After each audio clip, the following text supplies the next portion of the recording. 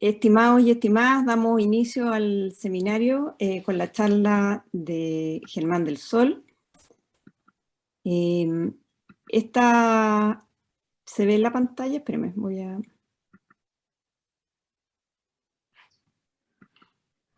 ¡Ay! Ahí se ve súper. Espérame, que tengo que hacer una cosita antes.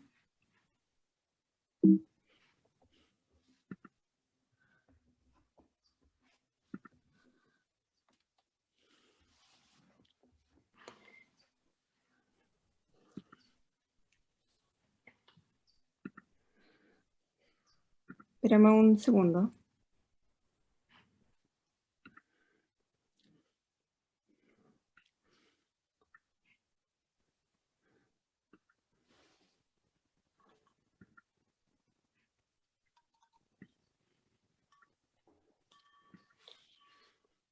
Ahora sí.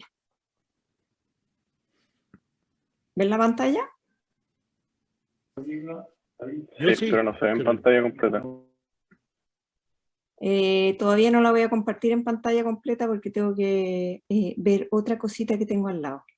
Así que más rato muestro la pantalla completa.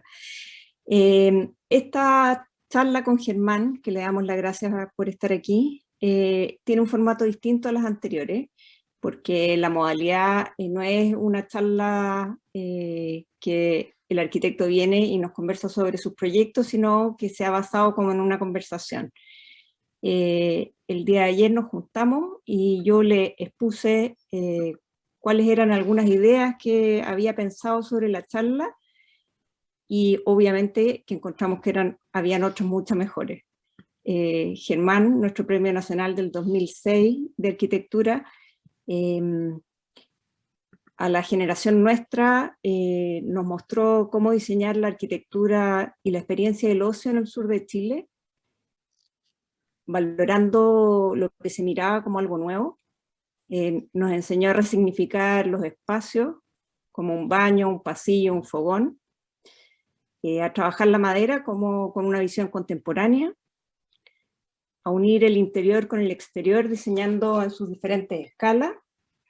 Nos mostró cómo construir lo mínimo para acoger un acto en el paisaje, y nos mostró que habían preguntas más importantes que hacerse que las que nos hacíamos en ese minuto, que era solo mirar a Europa, que habían preguntas locales. Nos mostró cómo pensar en libertad, y eso es parte de su formación en España, su vida en Palo Alto también, su estadía en su estudio primero en la Católica. Y también yo creo que el mayor valor es que nos ha mostrado cómo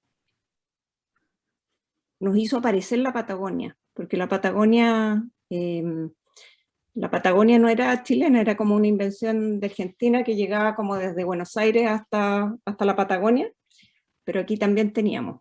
En ese sentido queríamos...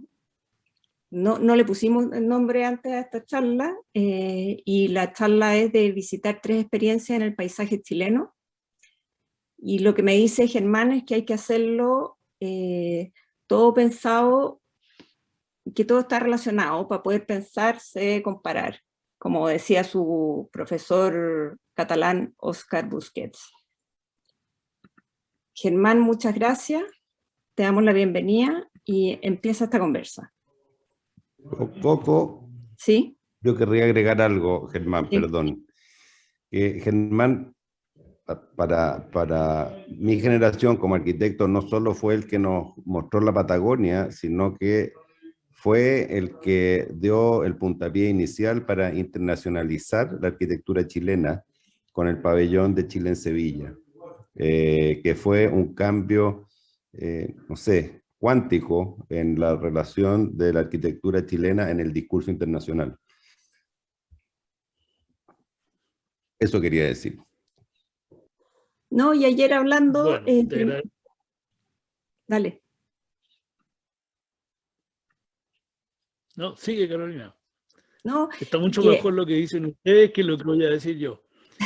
No, mentira, si lo interesante aquí es escucharte. No, pero sí, aunque fuera verdad, Matías, aunque fuera verdad, te agradezco mucho lo que dices. Me encantaría que eso hubiera ocurrido en un momento que no hubiera tocado a nosotros, pero eso de poner a Chile en el mapa lo han ido haciendo todos los chilenos desde hace, yo diría, sin exagerar como tú, 8.000 años, digamos. O sea, desde que los chinchorros momificaron a sus muertos, a sus personas queridas, mucho antes que los egipcios, nosotros hemos ido haciendo una vida que por razones obvias, digamos, no estaba comunicada en absoluto con Europa por desconocimiento mutuo. Y esa es la única cuestión que pasó con el descubrimiento, que fue mutuo, en 1492. Pero antes de eso, nosotros hemos tenido vida miles de años y una vida que yo llamaría chilena.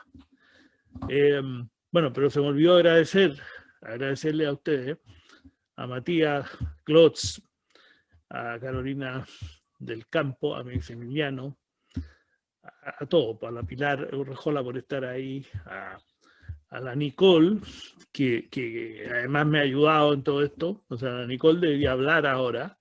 Yo ya como viejo me debería retirar y que hablaran los demás, pero sigo hablando porque me gusta hablar a veces. Pero tomando lo que decía Matías, hay una cosa cierta, que hubo en un momento una voluntad de Chile de presentarse en Europa de una manera un poquito más abstracta que con los guasos quincheros o qué sé yo, ¿no? Con el rodeo, con los caballos que bailan cuecas, ¿no? Y con todas esas cosas que se nos ocurren a los chilenos que le pueden interesar a los demás. Yo pienso que sí que es cierto que la idea del pabellón, que no fue iniciativa nuestra, nosotros fuimos los que ganamos el concurso, pero que fue internacional, pero la idea fue del gobierno de Patricio Aylwin y fue llevar a Chile de una manera contemporánea y dejando la empanada y el vino tinto como un complemento. O sea, mostrar que éramos capaces de pensar por nuestra cuenta y pensar en una arquitectura de una manera, no voy a decir canónica porque sería muy pretencioso, pero pensar la arquitectura de una manera que no fuera aplicada, digamos, ¿no? No ir a mostrar esto que los europeos esperan de nosotros, que son las casas, de pobre, ¿no? O sea, los europeos esperan de nosotros que nos hagamos cargo de la falta de casa y que no pensemos en arquitectura. Los europeos quieren que nosotros hagamos una especie de apología, ¿no?, de la pobreza y tratemos de resolverla, no sé por qué nosotros, y no sin derecho a pensar en abstracto, como si no se pudiera pensar más allá de la urgencia, ¿no? Y obviamente que las urgencias no permiten pensar, porque nada de lo que tenemos de valioso, creo yo, ha nacido de la urgencia, ¿no? Lo mejor que tenemos ha nacido justamente de lo contrario, ¿no? De habitar, que significa demorar en algo, de reparar en algo y de pensar más allá, de comer y no sé cómo decirlo, para que sea decente, de comer, ir al baño, que es lo que hace un zorzal, pensar en algo más que, por ejemplo, momificar a los muertos, ¿no? No sé para qué, no tengo idea para qué lo hacían, no hay nada escrito, pero los muertos además estaban acompañados de cerámica, estaban acompañados de objetos que también y coinciden con el pabellón en que la mayoría son abstractos, son objetos que no son del mundo realista tal cual, sino que son una elaboración sobre el mundo, cuestión que yo pienso que hoy día es esencial, hoy día que hace falta que manejar, ordenar y pensar mucha información. Entonces, hoy día más que nunca, esa cualidad de los chilenos, pero por supuesto de los americanos del sur, de hacer una síntesis, es una cualidad esencial al pensamiento. Y esa es la gran colaboración que yo entiendo que muchas personas no se explican, que veo yo de valor en ello, pero también lo tienen los mapuches chilenos y lo tienen muchos otros de lo que ahora llaman pueblos originarios, que sí que son pueblos originarios, pero también son originarios los franceses y los, no sé, Matías era austríaco o alemán y así, ¿no? Mi familia viene de Cataluña, o sea, también somos originales, ¿no? Originales más tardíos. Entonces, bueno, eso es lo que quería decir respecto al pabellón y respecto a la expectativa que nos empuja a Europa y Estados Unidos, los países del norte, a través de las universidades, ¿no? Y nos empujan hacia una cosa que tiene siempre que ser relacionada con la pobreza de Sudamérica, latinoamericana, ¿no? Y la pobreza, yo nunca he creído que la pobreza se pueda superar mirando la pobreza, ¿no? Observando la pobreza, uno lo único que puede hacer es compadecerse y aprender más pobreza. O sea, la pobreza se supera, creo yo, no sé cómo, pero sobre todo no pensando en la pobreza, sino que pensando con grandeza. Y ese es el asunto esencial de la arquitectura, y eso es lo que trató de hacer el pabellón, que es presentar a Chile de una manera digna y una manera mucho mejor de lo que debería poder ser, ¿no? De acuerdo a nuestros medios o a esto que llaman la realidad, que no es nada, porque lo importante de la realidad la fabricamos nosotros mismos según lo que nosotros pensamos de ella, ¿no? Pues la realidad no es la que nos hace sufrir o nos hace felices, sino es lo que nosotros hacemos de ella, lo que nosotros hacemos con eso que llamamos realidad y cómo lo elaboramos. Si lo elaboramos bien es bueno y si no lo sabemos elaborar es un motivo de sufrimiento, ¿no? No sé si fue muy largo, Carolina. No, está perfecto. La pelota como voló por todo el mundo antes de volver a la cancha. No, me contaste ayer que el primer gesto o lo primero que hicieron de arquitectura en este lugar era esta pasarela, que era como una invitación a caminar, estableciendo una ruta y cuidando el entorno. Y ahí...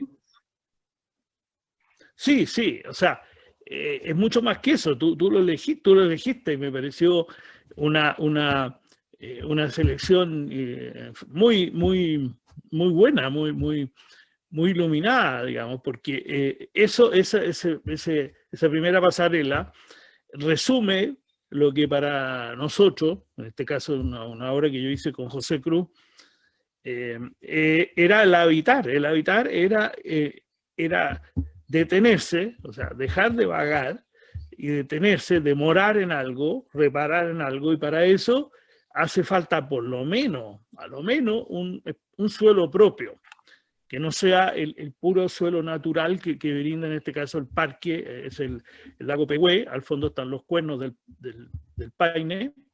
Esto está delante del Hotel Explora, de la primera parte del Hotel Explora, entre el Hotel Explora y el lago Pehue, y hacia atrás esto sigue hacia lo que llamamos nosotros la casa de baño, que está junto al río Paine atrás, exactamente, ahí donde lo están mostrando. Entonces, este es como el primer acto, que yo creo que de alguna manera copiamos mal lo que hacen los parques norteamericanos, ¿no? Cuando hacían pasarela, pero sobre todo lo que ha hecho este escultor, ¿cómo se llama? Que se me olvida el nombre. La Nicole se debe acordar, que el escultor que nos gusta, que le gustaba a Norman Foster, que se llama... no me acuerdo. ¿Asler? Richard Long, sí. Long. No, Federico Adler. No, Federico Adler, no, jamás.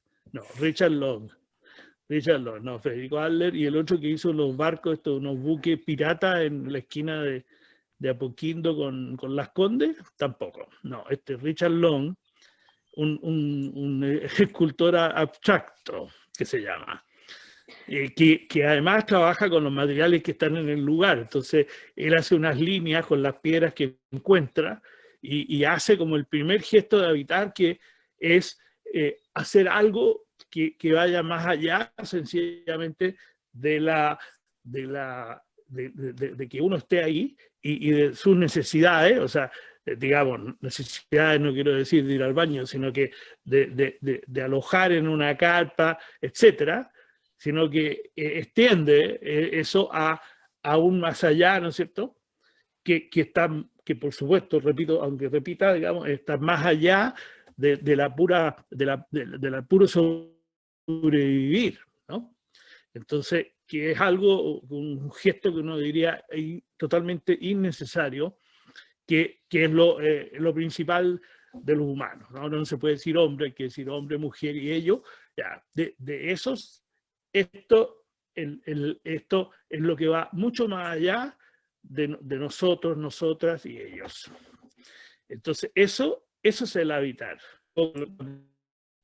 Que solamente acoger a las personas y protegerlas de la lluvia, de la intemperie, del viento, y darles un cobijo, un lugar cálido, sino sobre todo protegerla en un sentido espiritual de la, digamos, no sé cómo llamarle como arquitecto, de lo que no sabemos, de la angustia que produce enfrentarse, por ejemplo, con las Torres del Paine, que son exageradas, ¿no?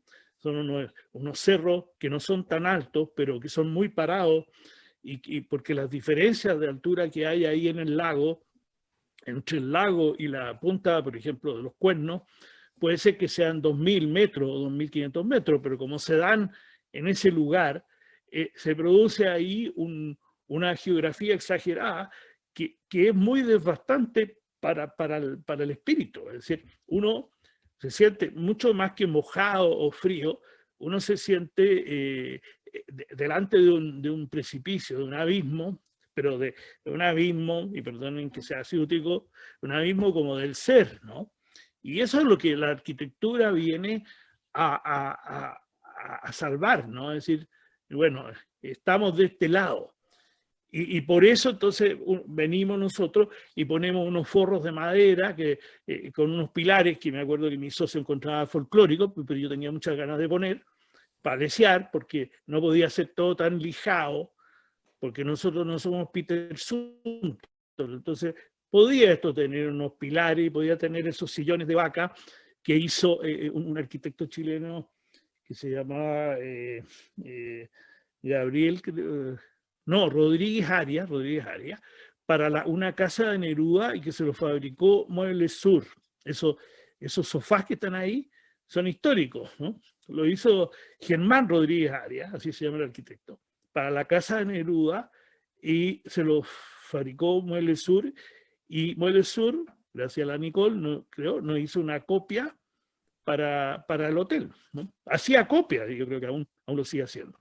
Entonces, todo eso, el asunto Chilote, el bote Chilote, todo lo que hay ahí, es para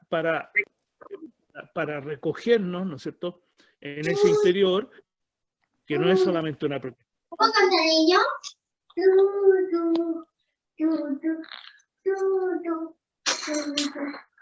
Matías.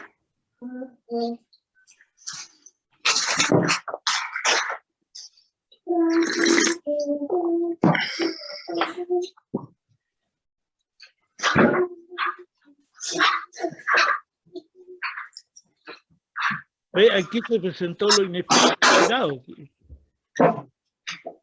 ¿Qué está pasando, Carolina? No sé, ¿quién tiene Esto es la naturaleza, ¿ves? Sí. El canto. Matías, ¿tuyo el ruido? No, es Lua José. ¿Y quién es Lua José Pedro? No lo sé. Ya. Y no tengo la capacidad yo de poder silenciarla acá. Ah, ya. Yo te pregunté también sobre la arquitectura en el sur de Chile, y me dijiste que esto era más que arquitectura en el sur, que era arquitectura contemporánea. Respuesta que me hizo muy feliz. Sí. ¿Te hizo feliz? Muy feliz. Ya, Y me dejó muy tranquila. Ya, qué bueno. Qué bueno.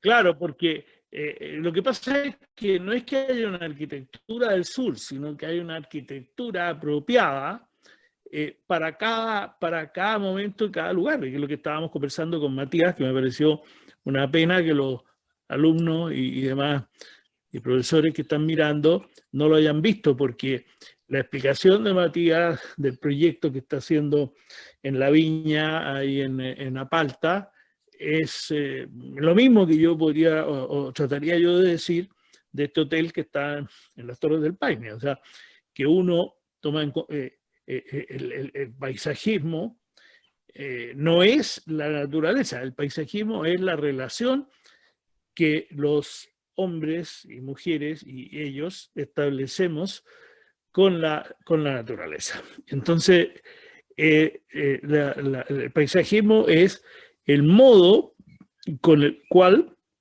uno se internaliza y no solamente para bien, o sea, no solamente para apreciarlo y verlo, sino además y sobre todo para entenderse, de modo que, por ejemplo, el paisajismo incluye que uno entienda que ahí hace mucho viento, ahí se produce un canal de viento salvaje y que si uno no sabe, no sabe nada de eso, una persona que anda caminando por ahí en un momento de viento, el viento la puede tirar al Salto Chico. O en la orilla del mar puede haber un tsunami, ¿no es cierto? Eso es parte del paisajismo. Entender que yo no me puedo poner con un pueblo, con unas casas, a la orilla del mar, en un lugar que va a haber un día un tsunami y se va a llevar todo, ¿no? Eso es paisajismo. Entenderse con la naturaleza, porque la naturaleza, claro, en el folclore contemporáneo, la naturaleza es como una fuente de maravilla, pero la verdad es que la naturaleza es caótica. Y como igual como a uno le da placer ver qué sé yo, esas cosas, esas olas gigantes o esos tornados, también le puede quitar la vida. Entonces, es una relación que tiene que ser razonable, ¿no? Razonada y respetuosa, y que incorpore, por supuesto, lo que no se sabe, todo lo que nosotros no sabemos y que nunca vamos a saber, ¿no? En ese sentido, lo que no sabemos en el sur es distinto a lo que no sabemos en el norte. Entonces, en el sur aparece esto, por ejemplo, aquí, pero en otro lugar, claro, ahí pusiste algo que no sé qué podría decir, que son ¿cómo se llama? El matadero que había en Puerto Natales, ¿no? Pero ahora la quitaste, Carolina. En ese, claro, ese es el matadero que hubo en Puerto Natales, donde hoy día hay un hotel. Esto es lo que dice, bueno, no sé cómo encajarlo en lo que estábamos hablando, pero esto tiene más bien que ver con otra cosa, que es la forma, más bien la forma de la arquitectura, y con la relación entre la forma y lo que yo antes pensé que era espontaneidad, que ahora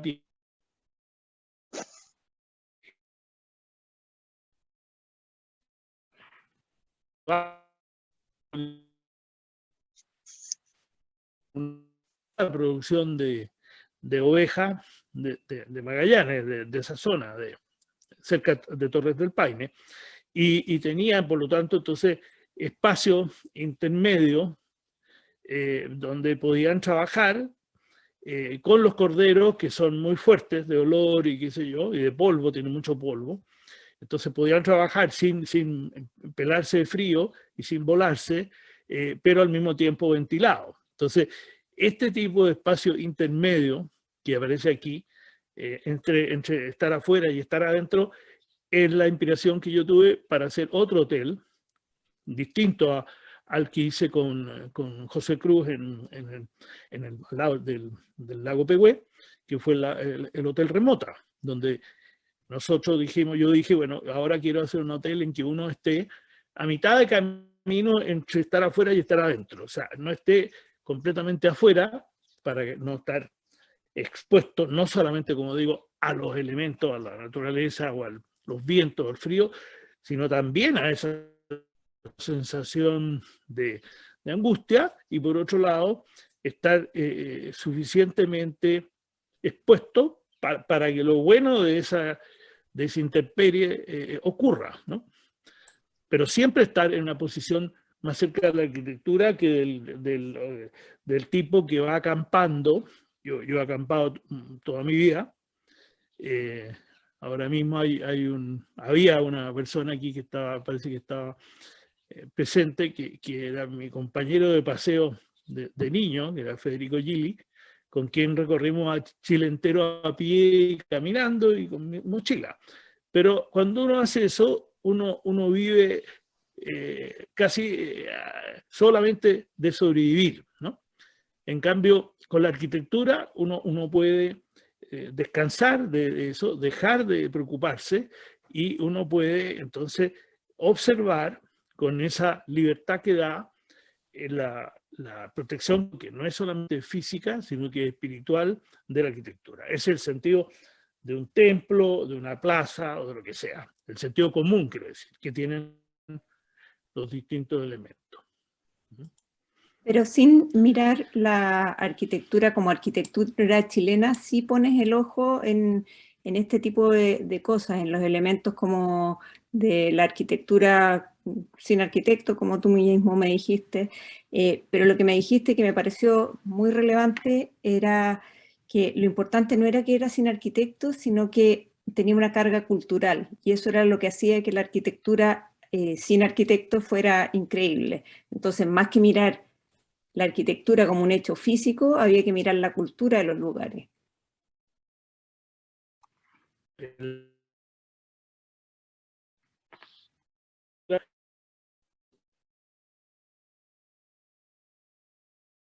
Pero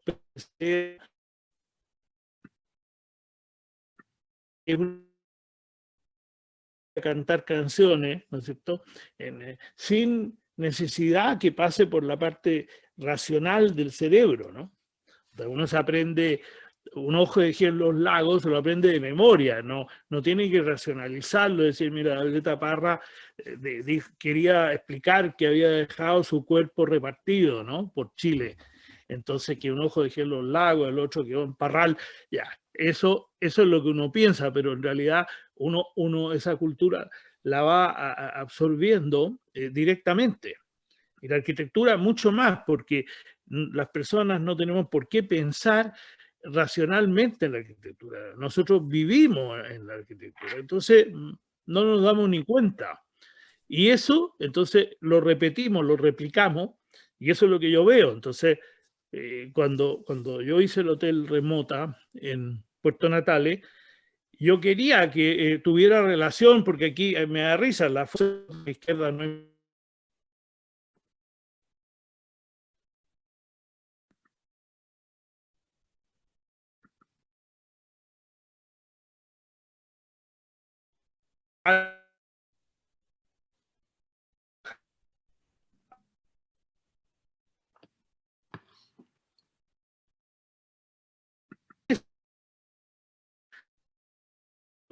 No para aparecerme ni para hacer el simpático, sino que para que entonces el hotel no quedara como una cosa ajena, ¿no?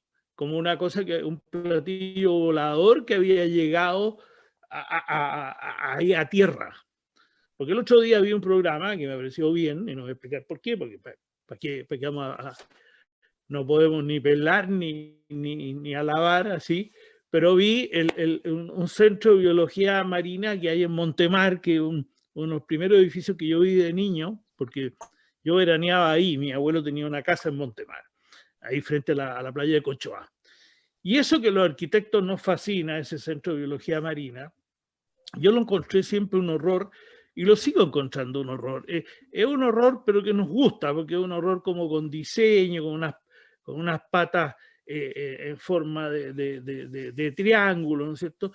Eso es una cosa que nos embauca, porque eso destruyó de partida ya en los años 50 la playa de Cochoa, y estábamos felices, porque lo había destruido una cosa notable, ¿no? Es como que fuera mucho mejor morir acuchillado con un diamante que con un fierro, ¿no? Y uno se muere de todas maneras, da lo mismo que te muera, ¿no? No, pero por lo menos murió acuchillado con un cuchillo de oro. Ya, Cochoa murió acuchillada con un cuchillo de oro. Eso es lo que no puede pasar con la arquitectura. Y eso es lo que yo veo, por ejemplo, en las pocas poblaciones que hay en Chile, que ya son casi históricas, ¿no es cierto?, hechas por Bresciani, Valdés, Castillo, Huidobro, en Arica y que se llama la población Arica y la población Chinchorro, pero también en otras que hicieron en Iquique, que no me acuerdo el nombre, y otras que hizo Mario Pérez de Arce. Esas poblaciones que no se han repetido, justamente es hacer casas dignas y buenas en medio de las otras poblaciones que eran pobres y malas, indignas.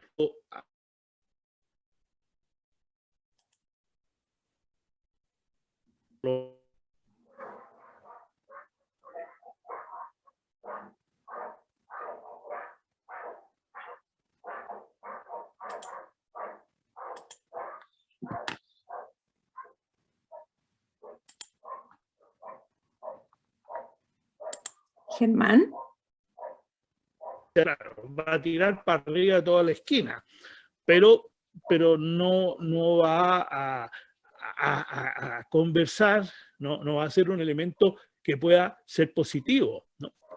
Entonces, cuando uno trata, yo creo, de seguir lo que se está haciendo y llevarlo para otro lado un poquito, ¿no? Darle un poco más de carácter, en este caso más habitable.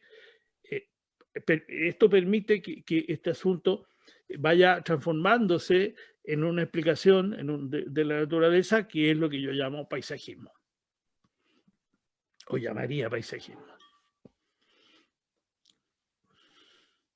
Y la relación, o sea, este hotel tiene una relación diferente con el paisaje y además tiene un rol con la ciudad que tiene cerca. Claro, claro. Este hotel, que es el Hotel Remota, sigue, en vez de seguir como digamos, lo que uno podría llevar hacia allá y a Puerto Natales como un regalo, decir voy a cambiar todo, voy a arreglar esto que son los huertos. Esta es la parte norte de Puerto Natales, que son los huertos, creo que se llaman huertos de Chile o algo así.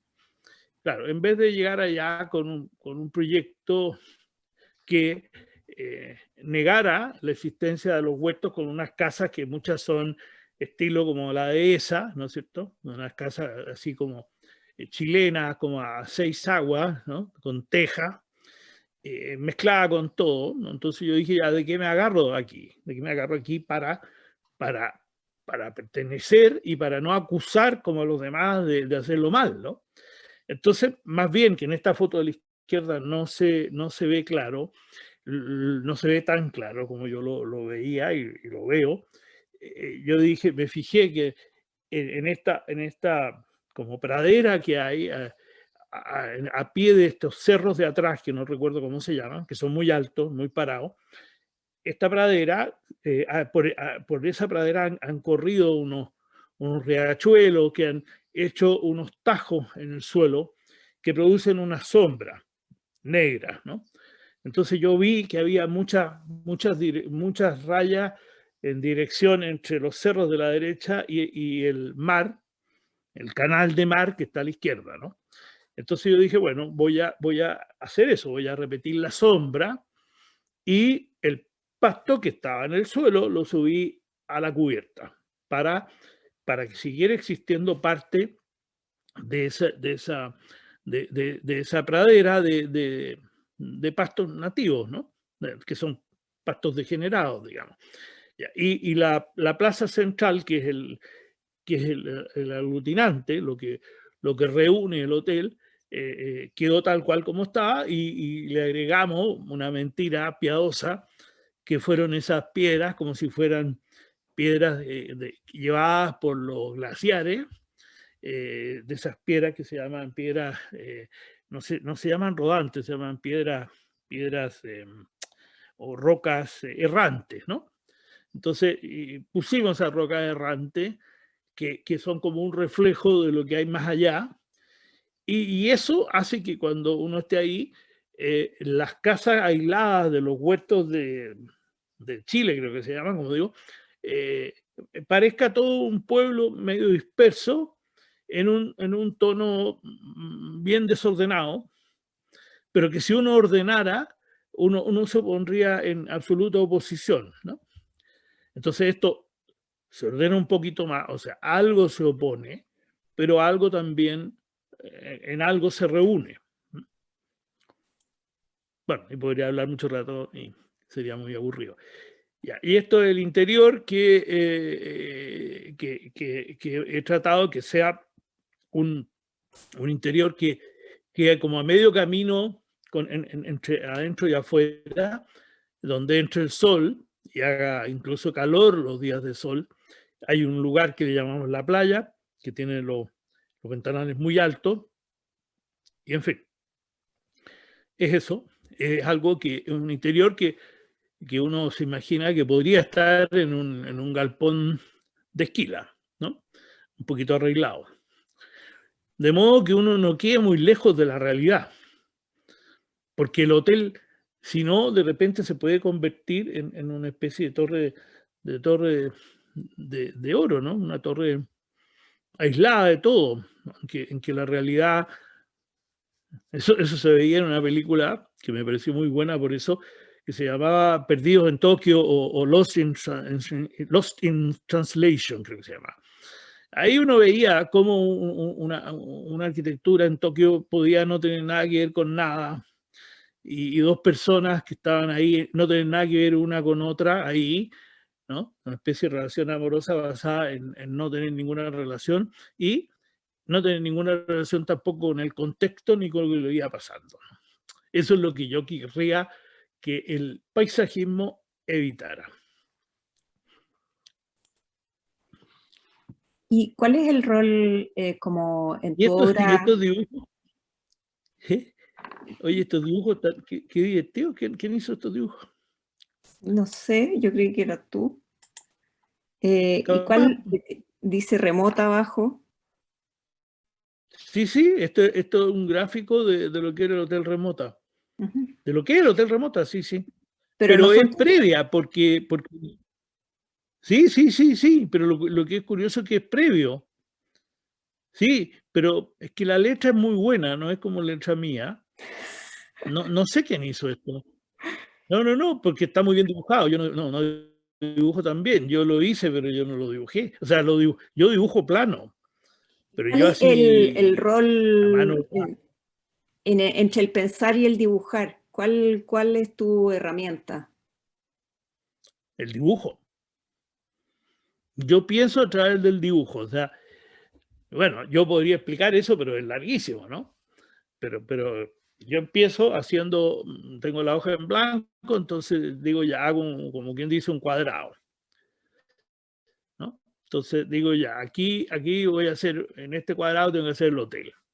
Entonces, inmediatamente que yo dibujo el cuadrado, yo digo, no, pues no, como yo quiero que las piezas, que cada uno de los interiores estén en contacto directo con el exterior, en esta relación que digo casi exagerada con el exterior, ¿no? Como de un galpón. Entonces, inmediatamente surge la necesidad de abrir este hueco que aparece aquí, que tú lo puedes, donde dice pasillo, ¿no? Esa plaza nace inmediatamente cuando tú tratas de hacer lo que yo estoy explicando. Entonces, abres tú lo que sería un puro volumen, tú lo separas y haces varios cuerpos. Entonces, como además el terreno va bajando hacia el mar y por supuesto subiendo hacia el cerro. Entonces tú esos recorridos lo haces como paseos, como promenades, ¿no es cierto?, que decía Le Corbusier, y lo hace subir y bajar sin despegarse del suelo para no perder su condición a ver, no sé cómo se podría llamar, ¿no? Terrenal, ¿no? No hay relleno, no se levanta, y lo que se levanta en una segunda planta, pero siempre apoyado en el suelo. Y está tan apoyado y tan aplastado por el suelo que el suelo se sube a las cubiertas en forma de pasto, ¿no? Y ahora pasamos a las termas, que me hiciste dos observaciones que las encontré increíbles, que la arquitectura es el contrapunto del paisaje y va haciendo como una trama con el paisaje. Y después me comentaste que intervenir el paisaje se puede actuar con libertad y suspender la desconfianza de habitar un lugar indómito. Claro, el objetivo del paisajismo, que es una obra de paisajismo, de paisaje, es habitar lo que de otro modo, sin un poco de ayuda de la arquitectura, sería inhabitable. O sería habitable, como ir a unas termas, a unos pozones, ahí de piedra, cavados en la quebrada, y tener que ir con los niños, ¿no es cierto?, resbalándote por las piedras mojadas y bañarte en un pozón en que tú no sabes la temperatura, y entonces de repente te quema, después te hiela, y después, qué sé yo, al niño le dan ganas de hacer pipí, y entonces, claro, va a un rincón y hace pipí o deja un papel de confort y está todo cochino. Todo eso es lo que la arquitectura, es el confort de la arquitectura, elimina. Exacto. La arquitectura, y también en este caso el paisajismo, que no es la decoración del mundo, ni es la cordillera, ¿no?, sino que es la relación con el mundo, que arquitectura cuando es arquitectura, cuando alcanza al nivel de arquitectura, pero en el paisaje, en la extensión, es paisajismo. Entonces, esa comprensión de la que he hablado es la que permite, como decía Heidegger, aunque esté muy repetido, construir, ¿no es cierto?, para poder habitar, construir para poder permanecer en un lugar y pensar. Y terminaba la cita diciendo: para nosotros el paisaje es el país, una relación cultural entre las personas y su entorno natural. Y finalmente había otra parte de la charla que me interesaba mucho hablar, que es cuáles eran tus motivaciones. Vi en una entrevista que hablabas de este libro, de Una Petite Maison, como una de las motivaciones, un libro que te regaló tu abuela cuando viajó a Europa en modelo camping. Y después me hablaste también del que el miedo a no saber fue una fuente de motivación. Y lo que me dijiste, que me gustó también mucho, es que hacer la charla hoy día también te obligaba a pensar de nuevo las cosas, y te obligaba a que hoy día las cosas podían ser distintas, con imprevistos, con rayados, con lo que sea, y que quizás mañana o por hoy día quizás ibas a cambiar de opinión, y eso lo encuentro completamente liberador, y yo creo que es uno de los legados como que nos has dado a las generaciones futuras, la libertad de ese pensamiento, la libertad para juntar cosas, para pensar cosas comparadas, no, solo eso. Y me gustó lo de, me puse un poco nerviosa, perdón, con el evento. Me gusta también pensar que esta ventana que tú dices que es como este vacío, también tiene que ver con la Petite Maison de Le Corbusier, con esta ventana que abría como a LELAC. No, por supuesto, pero esto repito, aunque insista, esto es lo que yo pienso respecto a la naturaleza, ¿no? La naturaleza es el azar, ¿no? Es el caos. Entonces, la comprensión y asumirla como tal ya es un avance, ¿no? El que nosotros podamos seguir conversando, digan lo que digan, porque si fuéramos a parar a tirarle piedra a todos los perros que nos ladran, no llegaríamos a ninguna parte, ¿no? O sea, menos mal que Quijote ya lo dijo, ¿no? Dejar que los perros ladren, pero es mucho más que eso. O sea, dejar que los perros ladren y no le tiremos piedras, porque nos vamos a quedar parados ahí, ¿no? Y eso, lo que te dije ayer respecto al cambio, bueno, lo que me parece insólito que haya quedado demostrado, que la reunión de hoy fue totalmente distinta, y eso demuestra que nosotros tenemos que lidiar con ese cambio, ¿no? Permanentemente, y no nos gusta, porque a mí tampoco me gusta, así cuando aparece el cambio, la primera reacción es uno no saber qué hacer, pues las cosas no son como se esperan, nada es como se espera. O sea, lo dice Mereida dice, porque el don para mostrarse equivoca la esperanza. Entonces, a lo mejor ahora mismo estamos siendo educados en la paciencia y en la tolerancia. En la tolerancia porque tolerancia a lo que nos gusta no tiene ni un chiste. La tolerancia equivale a la tolerancia hacia lo que no nos gusta, hacia lo que no es muy extraño, hacia lo que no es muy violento, y eso, para empezar, es la naturaleza, ¿no? Entonces, la naturaleza mirada con esta ingenuidad que la estamos viendo, como hemos visto, ¿no es cierto?, con el COVID, como hemos visto bueno, lo que llaman el calentamiento global, que existe, por supuesto, pero que no tiene un origen tan sencillo. Todo eso son desafíos que, si uno ve, han ido ocurriendo. Yo estaba hablando de los indígenas precolombinos, los pueblos originarios, ¿no? Ellos vivieron y sucumbieron a cambios climáticos hace 1300 años. El año 700, la mayor parte de las culturas de lo que después fue el Tiahuantinsuyo, el imperio al que Chile perteneció, ¿no? El imperio inca, muchas culturas extraordinarias, como los Nazca, los Wari, en fin, los Chavín, etcétera, desaparecieron. O no desaparecieron, sino que se redujeron y se convirtieron en pueblos comunes y corrientes, ¿no? Perdieron gran parte de su habilidad y su cultura. Se convirtieron en pueblos que sobrevivieron de ahí para adelante, ¿no? Y siguen sobreviviendo nomás. Esa es la cuestión, ¿no? Esa relación, esa comprensión es la que yo creo que permite la vida. Pero la ingenuidad y la negación de que hay un modo de elaborar las cosas, eso es destructivo.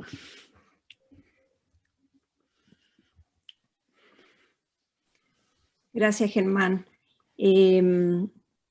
Los alumnos del curso se pueden quedar y pueden empezar a hacer las preguntas.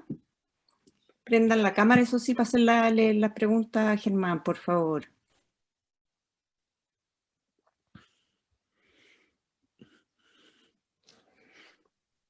¿Quién quiere partir?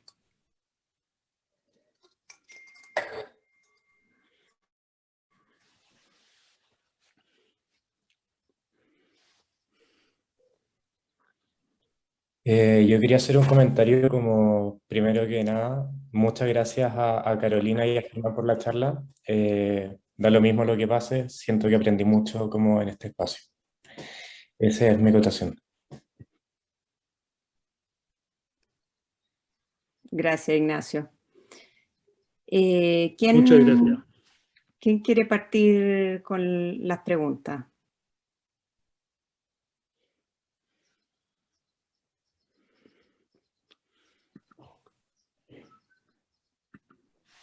No sé si, o sea, no es una pregunta, pero te quería preguntar, Germán, ¿qué consejo nos das como a nosotros los jóvenes, como con toda tu experiencia y lo que has podido como acumular en todos estos años, como apreciando el territorio y que nos inspiras tanto? ¿Qué consejo nos podrías dar como para aproximarnos también a él y adquirir como esa sensibilidad? Gracias, Catherine. El consejo sería ninguno, pues no tenerle miedo, no tener miedo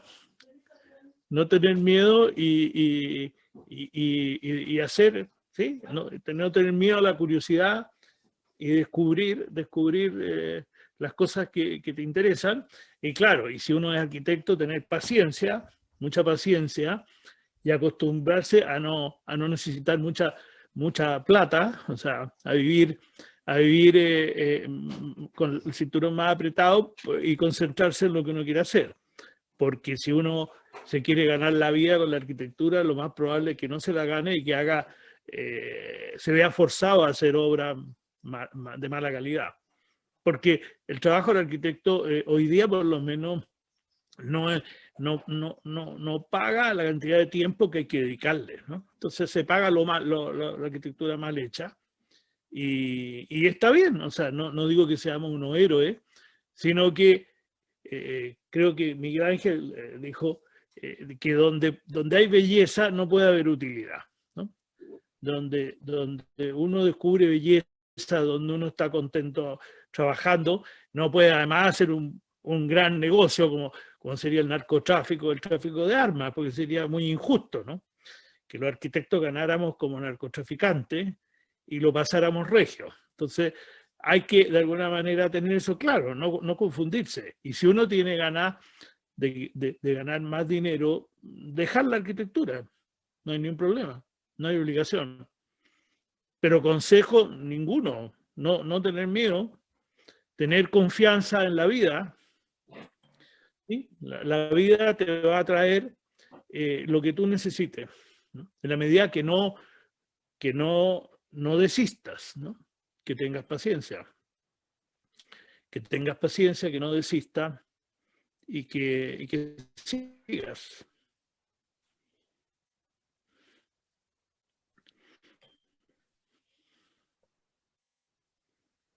Yo tengo otra pregunta. En relación a tu obra en el sur de Chile, ¿en qué medida debemos seguir la naturaleza al hacer arquitectura y cuándo hacerle frente para que ésta no destruya?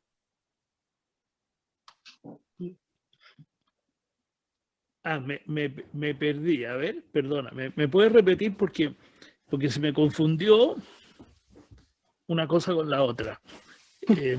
Me dijiste que... Me preguntaste... ¿Me puedes repetir mejor, ¿Sí? Catalina? ¿En qué medida debemos seguir la naturaleza al hacer arquitectura y cuándo hacerle frente para que ésta no destruya el paisaje? Ah, ya, ahora te entendí. Claro, ¿en qué medida se sigue, en qué medida se deja? Claro, eso depende de ser cuidadoso, ¿no? Ser cuidadoso.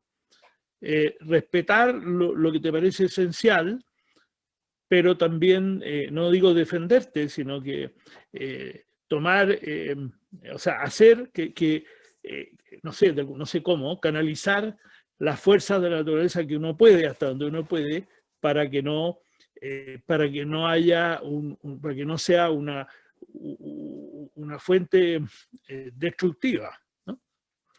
Porque a pesar de todo lo que decimos, sí que es destructiva cuando se libera.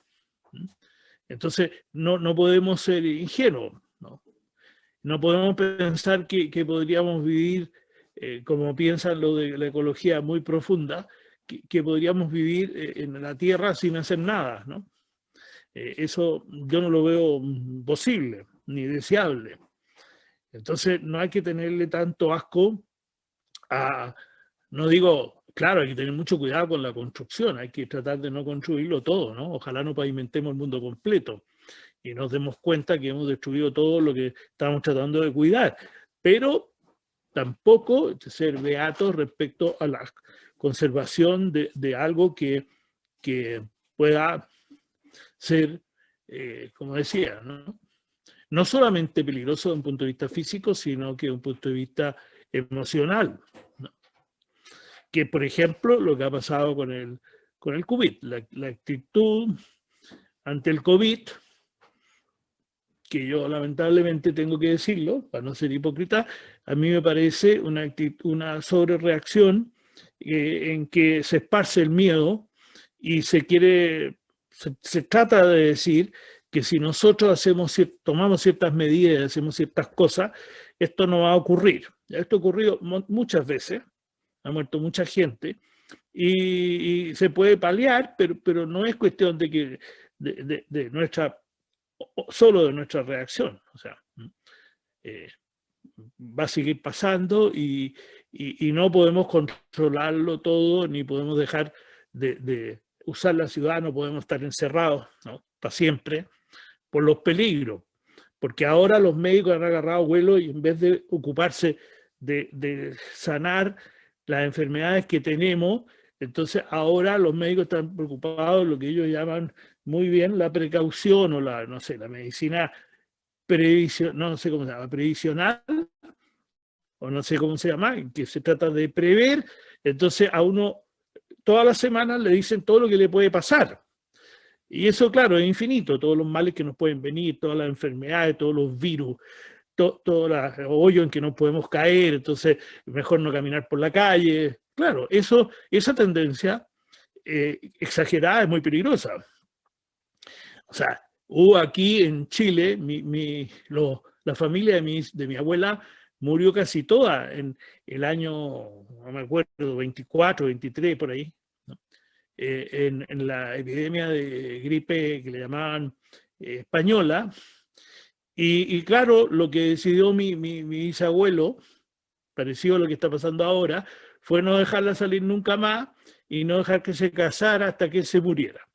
De manera que él no ve la muerte de mi abuela, que era una de las dos últimas hijas que le quedaban, ¿no es cierto? Entonces, encerrada en la casa no se le iba a pegar nada, ella tenía un pololo, no se pudo casar, ni lo pudo ver. Claro, obvio, si nos quedamos todos encerrados y no hacemos nada, no nos vamos a enfermar tan fácilmente. Pero la vida es riesgo y hay que confiar, y la vida es exponerse, porque si no es estar muerto al tiro. Entonces, claro, a lo mejor es mejor estar muerto al tiro y no correr ningún riesgo. Pero cuando uno sabe que se va a morir de todas maneras, el riesgo como que cobra menos gravedad, porque nos vamos a morir. Entonces, yo creo que es mejor morir entretenido que morir ya muerto, ¿no?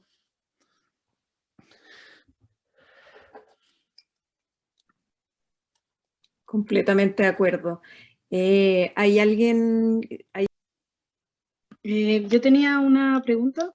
O sea, Germán, esto que él hablaba de como que él acampaba y que sigue haciéndolo, me imagino que ahora quizás no tanto, ¿cómo le ha ayudado a entender un poco el espacio, la naturaleza para hacer arquitectura? O sea, la relación más íntima, si la ha llegado a desarrollar mediante no sé, ir a acampar, porque es una cuestión mucho más natural, por así decirlo, que ir a una cabaña. Claro. Claro. No, lo más natural, acampar, y sobre todo de niño, y andar a pie por todos lados y pasar frío, lo que me enseñó, yo creo, sin profesores, fue amar la arquitectura. Amar lo que dice Jorge Teillier en su poema, ¿no? La luz de una pequeña casa a la vuelta del camino que tú no te esperas, ¿no? Donde tú tocas la puerta y te dan un pedazo de pan o una taza de té, ¿no? Eso es lo que añoro después de haber caminado por todas partes y de haberme congelado. O sea, más he apreciado la arquitectura y más he apreciado la acogida, ¿no?, de una casa o de lo que sea, o de una tapera, digamos. Una tapera llamamos nosotros a una construcción básica de palos o de caña, ¿no es cierto?, donde si está lloviendo te pones abajo con tu saco y no te moja. Pero todas las ayudas de la arquitectura, ¿no? No, por supuesto, no todas muy formales, ni todas muy grandiosas, son mucho mejor que el peladero que es la naturaleza para los humanos, ¿no? Sí, no hay nada. ¿Quién tenía otra pregunta? ¿La Pilar? Sí. ¿Se oye? Sí. Sí. Germán, primero un Pilar. abrazo. Muchas gracias por dejarte oír alguna vez que no te gusta tanto. Y emocionante. No, pues, ¿cómo sabes tú que no me gusta tanto? Va, ya sabes de eso. Porque toda te la conozco. vida me conoces. Claro, oye, tienes toda pero razón. te no me quería gusta hacer tanto. una pregunta yo. En tu conversación hablaste mucho sobre el pensar, lo cual me parece muy bien, pero creo que hay muchos arquitectos que piensan harto. De hecho, hay teóricos de la arquitectura.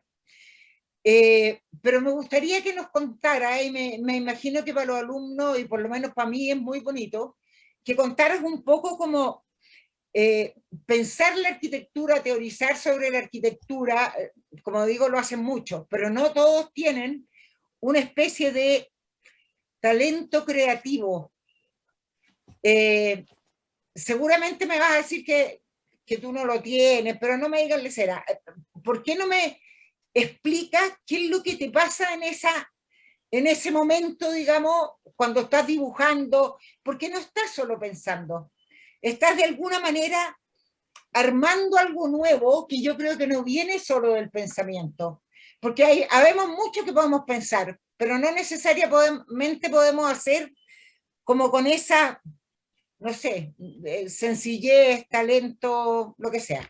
Así que cuenta un poco cómo es tu proceso. Creo que es bonito saberlo. Y muchas gracias por la charla. Gracias, Pilar. Gracias por venir. Es un verdadero honor que estés ahí. Por eso a veces hablo, para que aparezcan personas como las que hay aquí, y para que pase lo que ha pasado, que a mí me parece, te digo, de lo que podría contar de esta charla, lo que ha pasado es lo mejor de todo. O sea, ya escribiré algo sobre eso, pero me parece que la introducción de lo inesperado, de lo inevitable, es el asunto principal con el que lidiamos, ¿no? Y que además igual que el arte, el buen arte, nos provoca, ¿no? Y nos cambia, nos tuerce. Ahora, tienes toda la razón, no se trata de pensar, sino que se trata de pensar en una relación directa con dibujar, con hacer. Yo nunca pienso en abstracto la arquitectura, nada de lo que digo lo he pensado en abstracto, lo he pensado haciendo algo y lo he escrito en las memorias antes de hacer las obras. Yo digo, voy a tratar de hacer esto. Entonces, yo no tengo una teoría que funcione sola, ¿no? No podría. Entonces, yo algunas veces he tratado, y ahora estoy tratando de escribir un libro sobre eso, pero no he podido. O sea, me salió un libro larguísimo, pero no digo lo que yo quiero decir. Así que no sé si tengo que botarlo y empezar de nuevo. Pero el asunto es que, yo lo que explico es que, claro, yo me pongo lo que estaba empezando hace un rato, es decir,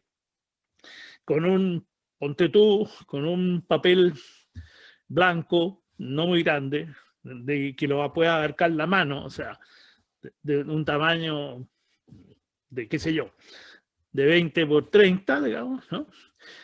Un DIN A4, y ahí digo, por ejemplo, imaginemos que voy a hacer una casa.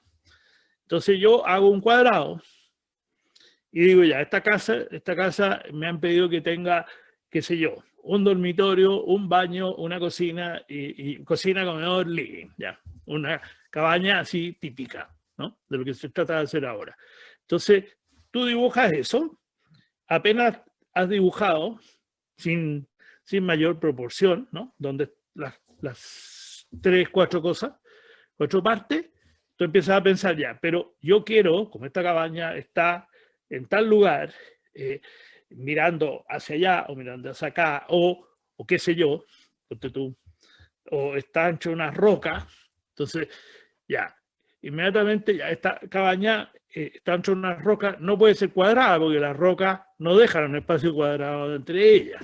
Entonces ya, ¿cómo hago una cabaña que se amolde al espacio que tiene afuera, ¿no? A las rocas que hay, y al mismo tiempo qué sé yo, que yo entre y me encuentre con el espacio común, con un lugar para cocinar, para sentarse, para comer, y que la parte donde yo duermo y el baño queden en otro plano, distinto, un poquito más atrás. Entonces, tú lo corres para atrás, ¿no? Entonces, a medida que tú vas ajustando todo eso, el proyecto empieza a funcionar solo, porque tú solo vas respondiendo al avance que el mismo proyecto te va pidiendo, ¿no? Entonces tú dices, ya, perfecto, pero es que estas rocas están, este plano entre las rocas está inclinado, entonces esto que yo quería hacer, que era un puro espacio, no va a resultar, voy a tener que hacer un peldaño, y el peldaño no quiero que quede en la mitad del lugar común, ¿no? Quiero que quede atrás, ¿no? Después para pasar hacia, qué sé yo, hacia donde hay una cama o hay un bañito, ¿no? Ya, y el baño no quiero que quede mirando a la mesa donde comemos, ¿no es cierto? Entonces el baño lo tengo que dar un poquito de vuelta, lo tengo que correr un poquito para allá para que no esté en primer plano. Y la cama, no, pues la cama puede estar abierta si quiero, y le pongo una cortina. Entonces cuando no quiero que se vea, cierro la cortina, pero cuando estoy solo abro la cortina y estoy en un puro espacio. Entonces me sirve que haya un peldaño para que la cama no esté en el mismo suelo del resto, ¿no? Entonces yo digo, claro, eso significa que el espacio que está atrás, que está en otra altura, para que tenga el mismo cielo que el espacio de adelante, ese lugar tiene que ser un poco más alto. Entonces yo digo, ya, eso más alto, quiero, porque qué sé yo, esto es una cabaña muy primitiva, entonces yo quiero que se caliente con una bosca bien chica y que no sea muy enredada. Ya, ¿dónde pongo la bosca?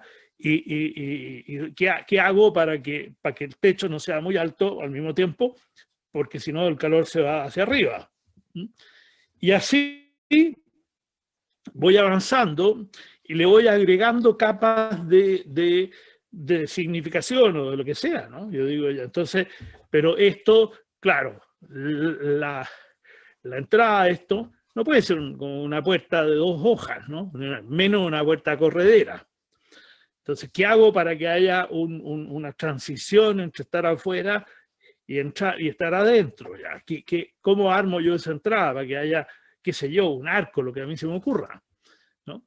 Y luego pienso ya, y esto, ya perfecto, ya tengo más o menos la idea, ¿cómo lo voy a construir? Lo voy a construir con unas maderas que hay ahí, entonces, ya, ¿y cómo son las obras que hay por ahí cerca? Llueve mucho, no llueve, ¿entiendes? Entonces, uno va pensando, trabajando, yo todo lo pruebo en el dibujo.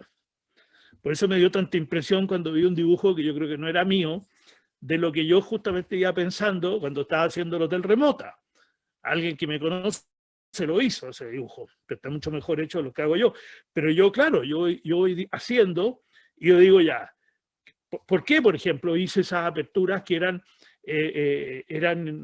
como dice uno, una parte llena, una parte abierta, una parte llena, una abierta, ¿no? Una sucesión de vanos y llenos, ¿no? El Hotel Remota. Claro, porque yo partí del galpón de esquila que tiene unos palitos que dejan aire y pasar aire entre medio. Entonces yo dije, ya hago los palitos, pero entonces las personas van a quedar un poquito más adentro de lo que yo quisiera. Yo quiero que esto no sea tan apalillado, sino que quiero que sea lo mismo, pero como si uno lo mirara de cerca. Entonces vamos distanciando esos palitos, y en vez de ser unos palitos ya son unos machones, digamos.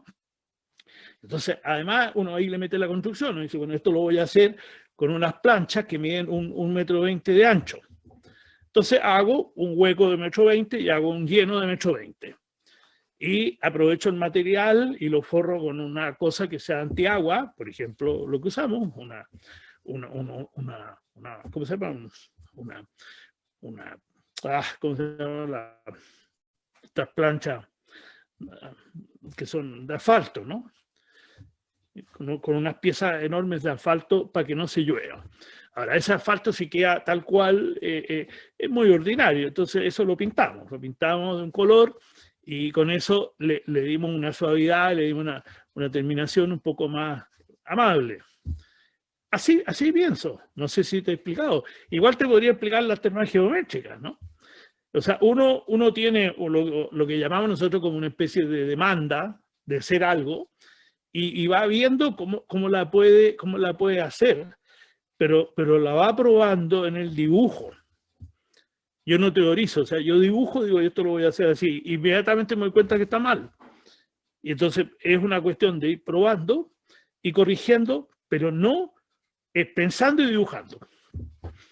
Pero no, primero, no probando al lote cualquier cosa que venga, sino que probando lo que parece razonable, por eso te digo pensado, pero no teórico. No teórico, es decir, oye, esto tiene que ser un orden clásico, así que todo esto tiene que ser todo a la misma distancia. O sea, voy a basar en el Partenón. No, pero obvio, si a mí me encargan, ponte tú, el Congreso Nacional, ponte tú, que uno sueña con eso, o el Banco de Inglaterra, claro, me tengo que pensar un poquito en los cánones, en el Partenón o en el Panteón de Agripa, es decir, ya, como hago un edificio como de todos los tiempos, ¿no? No lo quisieron, pues no una especie de McDonald's, sino que un senado no de la compañía McDonald's, un senado de un país, digamos, ¿no? De una república. Entonces, claro, ahí buscas tú un poquito más lejos, pero va a ser un hotel. Yo parto más bien de un galpón y digo, ya, esto va a ser un galpón, pero claro, tampoco quiero que lleguen los visitantes y digan, oye, esto es una ordinaria, esto es un galpón, una cochinada, esto es lo mismo que alojar en el galpón de ovejas. No, tiene que tener algo sexy que a mí me seduzca y que me den ganas de quedarme ahí. Igual cuando hicimos los baños de la terma, dijimos, hagamos un baño que cualquier persona, la persona más pituca, quiera usarlo, ¿no? Bueno, un poco lo que también tiene un baño de un avión, que cualquiera tiene que tolerarlo, porque si tú dices, en estos aviones yo no viajo porque no iría al baño ni muerta, no puedes viajar, pues, ¿no? Si el avión tuviera un baño de palo, de madera, o tuviera esas cosas que ponen en las obras, ¿no? Un baño químico, pero de ese tipo, no viajas tú. Pero tampoco puedes hacer un baño en un avión, claro, los jeques hacen un baño de mármol. Ya, pero eso es una ciutiquería. Yo estoy diciendo que en un punto que el baño tú lo veas impecable, entonces el sanitario es bueno. Por ejemplo, la terma, ¿cómo es el baño? Tiene un sanitario bueno. Después dije yo, ya, ¿quién va a querer abrir y cerrar una llave a cada rato, hasta toda la llave sucia? Va a ser un asco. Entonces, ¿qué hicimos? El agua, como es de ahí, de la fuente, corre y no se cierra. Entonces el lavatorio tiene una llave que el agua corre todo el tiempo, tú no tienes nada que abrir ni cerrar, tú te lavas las manos, no tocas nada. El jabón está en una cosa que tú la aprietas así y sale el jabón. Y después te secas con una toalla nueva, de manera que no hay toallas que lavar ni nada, y botas el papel.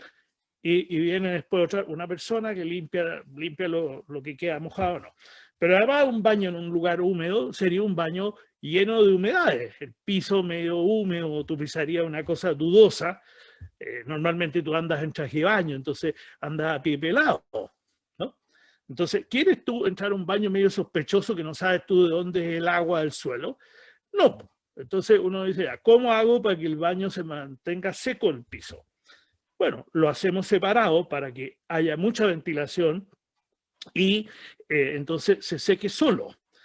Pero si tú lo abres y dejas espacio en el piso, inmediatamente tienes que pensar que entonces el baño va a ser poco privado, ¿no es cierto? En el sentido de que vas a sentir que cualquier persona te va a escuchar o qué sé yo, y va a ser molesto. Entonces, ¿qué hacemos para eso? El riachuelo que hay ahí, el estero, que corría por el medio de la quebrada, lo esparcimos a todo el ancho de la quebrada, para que, con muchas piedrecitas chicas, para que metiera mucho ruido.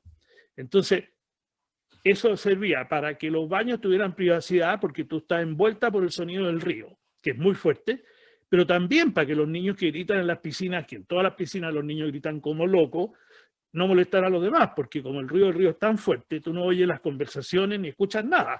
¿Qué sería la terma si estuviera en silencio sepulcral? No podrías hablar nada, sería lo más incómodo que hay, se perdería la privacidad, se echarían a perder los baños, todo. Entonces, así lo vamos pensando. Entonces, no es que como con un decorador se le ocurrió qué lindo que el río pase por todo el ancho de la quebrada. No nace de eso. Y el piso no está separado para jugar con la luz y con la sombra. Está separado para que no te resbales, para que esté seco por si nieva, la nieve se derrita.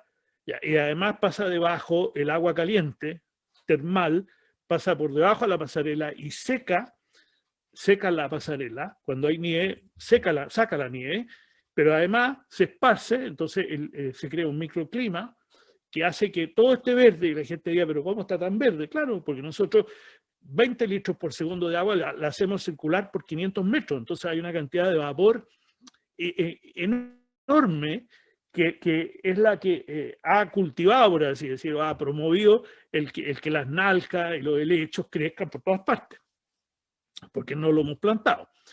Pero estamos conscientes, y ahí por eso digo yo, pensar en lo que estamos haciendo, porque si entubamos el agua, ya se acabó el microclima. Si agarramos una tubería apropiada para el calor de polipropileno cerrada, se acabó el microclima. Se acabó eso todo verde. Porque si tú lo miras de arriba, han hecho fotos con dron, y es obvio, pero incluso han hecho fotos más arriba como de satélite, en que se ve no solamente lo verde, sino que se ve el calor que emana del agua, ¿no? Se ve la temperatura con unos, no sé, hay unas fotos que son sensibles a la temperatura, en que se ve eso que estoy diciendo. No sé si te contesté algo de la... ¿no? Pero por ahí va. Tomás Ponce tenía levantada la mano y después Valentina Peso. Sí, acá. Hola Germán, buenas tardes. Bueno, primero gracias por la charla y por compartir algo de tu trabajo con nosotros. Bueno, nuestra pregunta es que nos parece esencial el poder proyectar, como bien mencionas tú, a partir de una estructura mínima que garantice un cierto confort o este espacio para disfrutar del entorno, como es el caso de las termas geométricas, y de igual manera como el Hotel Explora. Y en este sentido, ¿para ti es más importante la función que debe cumplir una obra o la relación que se genera con el contexto?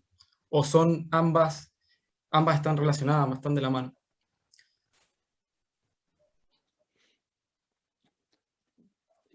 Hola Tomás, muy buena tu pregunta, es una pregunta que nos venimos haciendo hace montones de años. Yo diría así groseramente que la función es como previa, ¿no?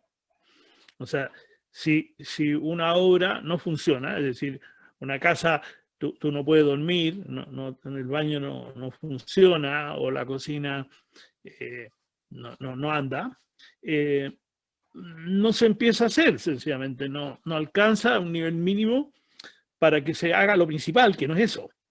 Lo principal no es eso, ¿no? Entonces, lo principal es, y por eso existen palacios que no tienen baño, no tienen cocina, no tienen nada práctico. Por ejemplo, qué sé yo, para decirlo, para mí lo máximo, el Panteón de Agripa en Roma, que es un templo, que fue un templo, ¿no? Dedicado a, si no me equivoco, a Agripa. Agripa lo hizo, se cayó o lo destruyeron, y Adriano, que fue un emperador que vino después, un emperador de origen español, que es un tipo muy interesante, lo reconstruyó y por un acto de modestia, en vez de poner su nombre en la fachada, que es lo que se usaba hacer, ¿no? Puso el nombre de Agripa, que era su maestro, ¿no? Por eso se llama el templo de Agripa, el panteón de Agripa. Panteón significa el lugar de los dioses, ¿no? Pero como esos emperadores eran parte del Olimpo, de los dioses, se consideraba que ahí vivían como los dioses, entre ellos Agripa, como digo. Entonces, si tú piensas en eso, ese edificio no solamente no sirve para nada más, que sirve para mucho, para acoger a los dioses, o sea, de lo más humano, pero además en cierto descampado, el Panteón de Agripa, no, me imagino que tú no lo conoces, tiene una bóveda tan grande como la bóveda de San Pedro en el Vaticano, o más grande, y en el centro de la bóveda tiene un hoyo de 9 metros, creo, de diámetro, que se llama el oculum, por donde entra el agua y por donde entra el frío y todo lo demás. Y eso, el agua, eso llueve adentro del panteón. La lluvia llueve, la luz entra, etc. Ese óculo además es la única ventana, el único origen de luz que tiene el panteón. Y entonces, ese panteón, digamos, aparte de eso, que es lo máximo, creo yo, claro, no tiene baños, no tiene cocina, no tiene recinto, no tiene ningún recinto que tú no veas. Hay enterrado algunas personas, que no sé, no me acuerdo.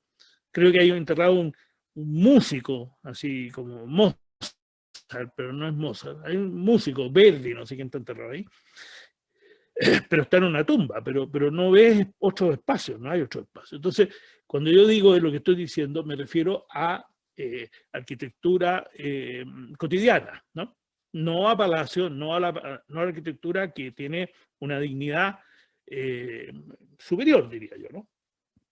Que representa la dignidad de todos los demás, como puede ser cualquier palacio, ¿no?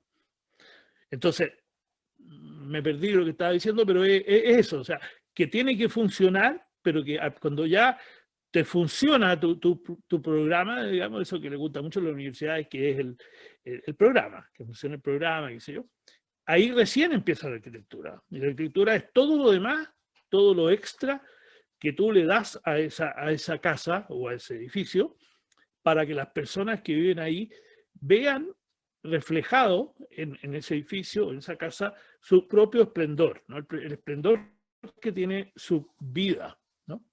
Ese es el objetivo de la arquitectura. O sea, que la persona se vea reflejada en lo mejor que tiene en esa casa, o en ese lugar. Por eso que la arquitectura es un extra de la construcción, no es la construcción misma, es algo más que tiene la construcción, ¿no? Eso es el arte. Pero si tú piensas bien, no hay ninguna vasija. Ah, perdón, ya. Gracias. Da nomás si querés. No, porque ya le voy a dar la lata ya. Gracias, Germán. Valentina, gracias a ti, tienes tu mano levantada. Valentina. Hola. Hola. Hola, Valentina. Yo quería hacerte una pregunta sobre el contexto en el que se ubica en tu obra, en la Patagonia chilena. ¿Cómo decides tú qué tipo de relación, o sea, qué tipo de operación realizar en el terreno? Si la obra se va a posar, se va a levantar o se va a enterrar. ¿Qué preexistencia recoges del lugar para proyectar sin intervenir tanto como el terreno en sí mismo?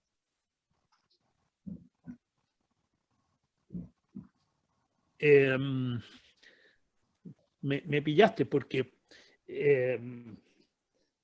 a ver, ayúdame un poco, a ver, desgráname la pregunta. En las termas geométricas, por ejemplo, tú utilizas la operación de levantarte a través de las rampas. Entonces el río pasa por debajo y la hierba crece. Pero en el Hotel Explora te entierras. Entonces, ¿cómo resuelves tú esas operaciones de las distintas obras que tienes? O sea, ¿cómo decides si enterrar o levantarte? ¿Qué preexistencias tomas del lugar para ver la operación que vas a realizar en el terreno? Bueno, es lo mismo que harías tú. O sea, cuando uno tiene que agacharse, se agacha, cuando tiene que hincarse, se hinca, cuando tiene que saltar, salta. Si puede, ¿no? Entonces, esto es igual. Tú lo pescaste perfecto. En la terma geométrica no había un suelo propio. Nosotros lo construimos y por lo tanto, como había un estero, el suelo propio, construido de madera, tenía tenía que pasar por encima, tenía que estar a otra altura, tenía que funcionar, tenía que funcionar a otra altura para que pudiera ser un plano inclinado, ¿no? No lleno de escaleras, que permitiera que la gente recorra los 500 metros de quebrada sin problema. Después, en el caso de Explora, tú dices que hay una parte, tú te refieres a San Pedro de Atacama, ¿a cuál te refieres que dices que hay una parte enterrada? Al que queda como en la Patagonia. El de la Patagonia no tiene ninguna parte enterrada, tiene una parte como a ras de suelo, sí, no tiene ningún lugar enterrado que yo recuerde. No, y el Remota tampoco, ¿no? No, puede parecer, sí, puede parecer, por ejemplo, que el edificio donde está la piscina esté como en una excavación, ahí había un hoyo en el terreno, un hoyo muy grande. Entonces nosotros lo que hicimos fue construir ahí la piscina, porque pensamos que iba a molestar menos. Yo creo que la piscina no era una cosa así para hacerla figurar. Entonces nos sirvió mucho que hubiera un hoyo que se había producido porque se había secado una laguna, había ahí un accidente geográfico, ¿eh? Pero no es que esté enterrada, sino que está apoyada en el cerro, ¿eh? Pero en general esa situación de apoyarse en el cerro o de excavar, yo en general le rehuyo porque los problemas de la humedad y el trato directamente con los cerros, con los barriales, es complicado. Allá que llueve todos los días, digamos, ¿no? Hay un hotel ahí cerca, el Hotel Altiplánico, que lo hicieron semi excavado y entiendo que ha tenido muchos problemas de humedad. Y yo pienso que la humedad en una pieza es difícil que sea grata, ¿no?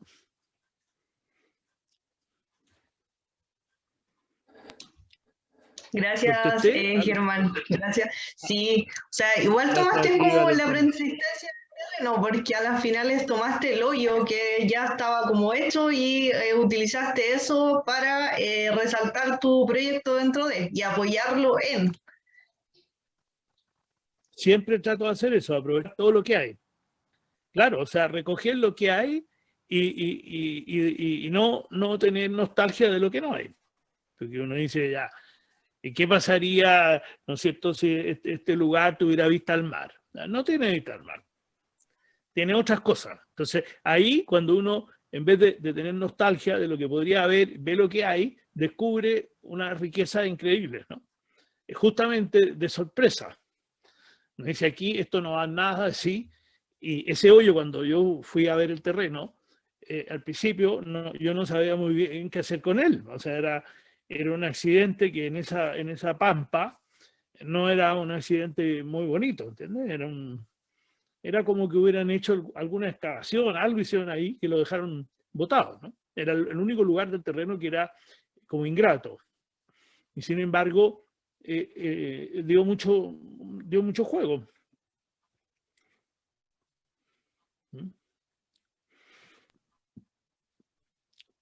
Gracias, Valentina. ¿Alguno de los alumnos tiene alguna otra pregunta o alguien más quiere preguntar algo?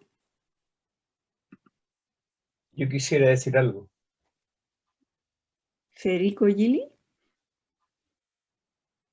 ¿Sí? Está silenciado. Denle voz. Federico, estás en silencio.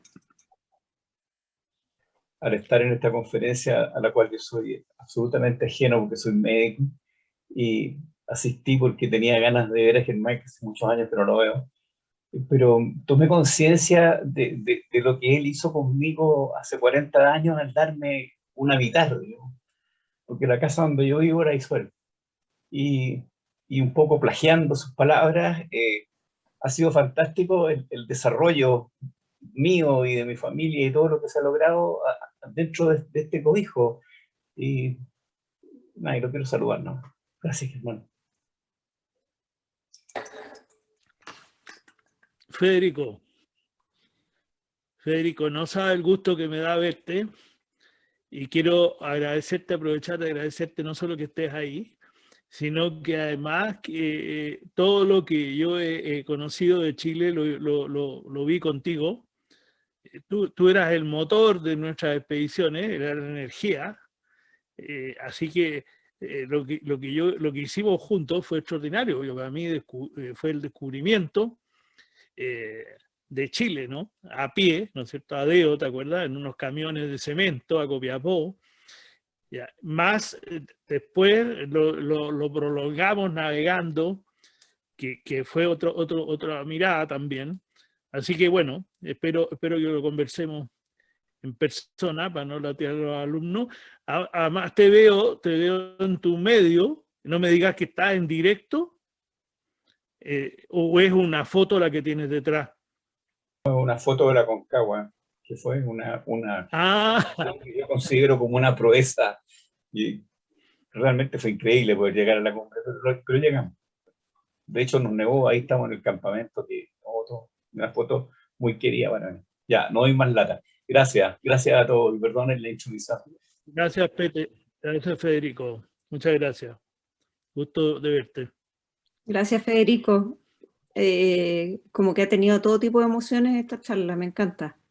No es todo pensar. Sí, bueno, fíjate que Federico fue con quien hicimos todas las expediciones después de que ya estábamos un poquito grandes para andar de pantalón corto como los scouts.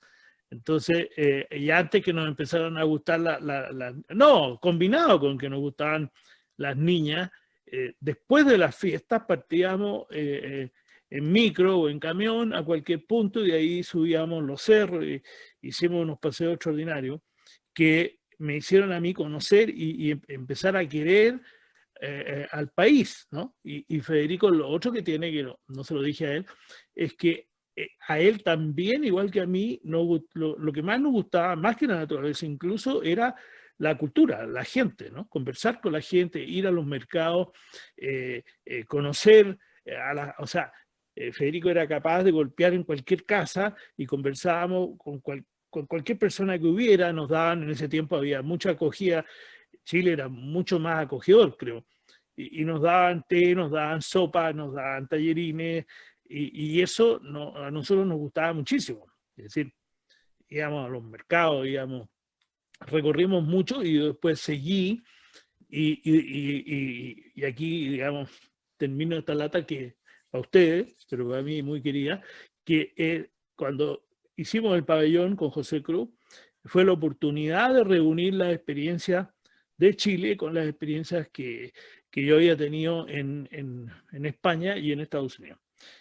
O sea, decir ya, yo creo que puedo entender qué cosa le interesa a los europeos y qué cosa les puede gustar de Chile, y quiero mostrar eso y tratar de superar lo que decía al principio, los guasos quincheros y esos momentos folclóricos, pero penca, porque la Violeta Parra es extraordinaria. O sea, hay cosas folclóricas de primera categoría y hay otras que no, porque no son mundiales. Entonces, ese Chile, un Chile moderno, un Chile capaz. Pero no por eso orgulloso, no quiero decir, ¿no? Y no tiene nada que ver con la economía, es un Chile inteligente. Y sintético, eso que tiene el arte precolombino. Un Chile que tiene capacidad de síntesis, ¿no?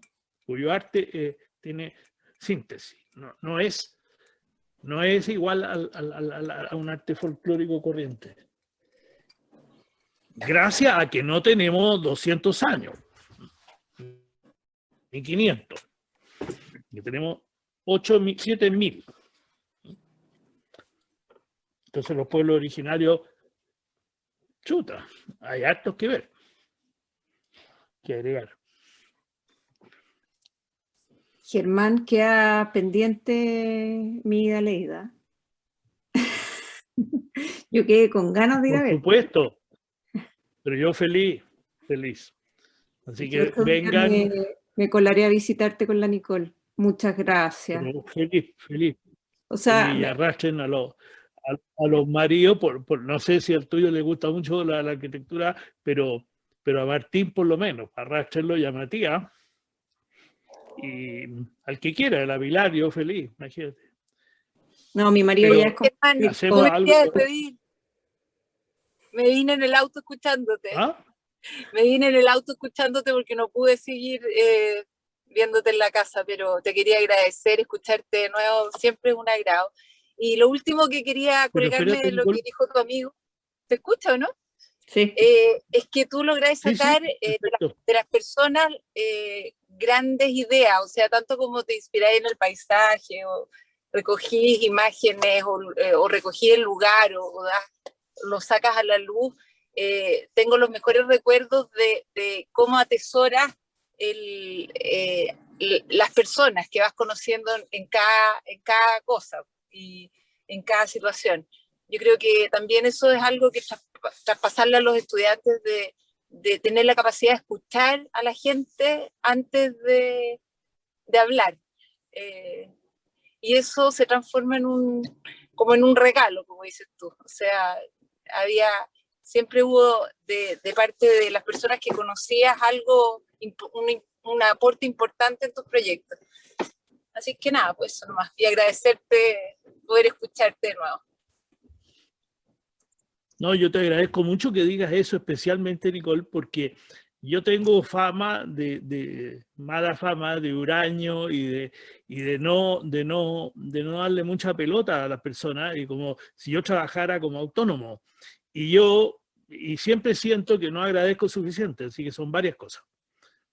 Varias cosas que quiero decir, que yo agradezco, y ¿estás ahí, Nicole? Porque ahora se transformó en una letra tú. Estoy aquí, pero como voy manejando, me apagué porque sí, pero estoy aquí, estoy escuchándote. No, pero te quería insistir que me parece, te agradezco mucho que digas eso, porque yo doy una impresión equivocada, en cuanto que yo primero, como dices tú, ponga mucha atención. A ti te consta con cuánta gente tratamos siempre, no solamente artesanos, sino que con la misma gente, con los mismos obreros que trabajábamos, conversábamos, les dábamos libertad, eso nunca lo hemos dicho, ¿no? Les dábamos libertad, ¿te acuerdas? De hacer mueble a la venta de ellos. Hicimos un concurso de cajas de madera, de herramientas, por ejemplo, con premio. Hicimos un concurso de colgadores para el hotel que están puestos en el hotel. Todos los colgadores, los tiradores de las puertas, los tiradores, los colgadores de las toallas, montones de cosas, estantería, lo hacían los maestros, los carpinteros, por su cuenta, sin plan, ¿no? Les dimos unas bases, le dijimos, por favor, que claro, que el colgador, lo que sea, no tenga pinte cóndor, ni parezca llamo, ¿no? Que no parezca llama, pero que no se entienda muy bien qué es lo que es. Pero hicimos un concurso y pensamos que solo una parte iba a servir, y creo que me sobró uno no nos gustó, de cientos que hicimos, ¿no? Pero entonces, con eso miles de cosas, pues darle la libertad. Y lo que siempre dijiste, que en el fondo los maestros eran capaces de entender los proyectos y agregarles valor, o sea, el valor de la mano de obra, sin tratar de dominarla profundamente, o sea, pero bueno, no te quiero interrumpir más, claro, dale nomás. Claro. No, si no ha interrumpido, todo lo contrario. Matías tenía levantada la mano. Y sí, Germán, mira, era para agradecerte, pero profundamente, porque más que una charla, yo creo que ha sido como una clase magistral, que realmente ha tocado aspectos que van mucho más allá de nuestra expectativa. Como una lección de una aproximación ni siquiera la profesión, yo diría la vida. Así que de verdad ha sido realmente notable. Entonces, agradezco infinitamente tu apertura y tu generosidad de compartir con nosotros cosas tan íntimas. No, Bueno, y el con ejemplo mucho gusto, de cómo trabajar el caos. Encontré que la demostración fue empírica. Cómo trabajar con el caos. Me encantó. Muchas gracias, Germán. Muchas gracias. Ha sido muy acogedor, muy, muy agradecido. Muchas gracias. Y que se repita. Que se repita. Nos vamos todos a tu casa. Te vamos a ir a ver todos. Incluso los hackers los vamos a invitar. Ah, sí, con los hackers. Con los hackers, si no, no vale. Claro, con los hackers, pero tienen que traer garabatos nuevos. O sea que, claro, no pueden venir con el que me ponen siempre, ¿no? Que no se puede decir. Ya, pero eso yo lo veo acá rato. Ya, pues muy agradecido. Muchas gracias. Un abrazo. Ya. Un abrazo. Adiós, Federico. Gusto verte, Federico. Gracias por estar. Chao. Chao, Carolina. Chao. Chao, Matías. Adiós. Chao, gracias. Chao, Pilar. Chao, gracias. Chao, Valentina. Chao, Gracias. Chao, Pilar.